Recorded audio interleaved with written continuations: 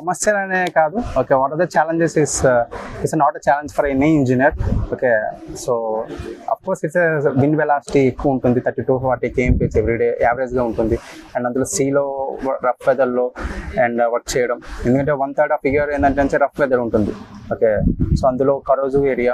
Okay, are the preventive measures we took and safety concern. ఏదైనా ప్రాజెక్ట్లో మీరు చూస్తే safety is prevailing thing. But ఇక్కడ ఏంటంటే nothing happen to any person, ఎవరికి ఏం కాలేదు. ఓకే, సో సేఫ్టీ అట్మోస్ఫియర్ తీసుకొని ఓకే, బికాస్ 535 crores ప్రాజెక్ట్లో okay without any problem of any person అనేది it's a big achievement. It's all great to the engineers who involved in this.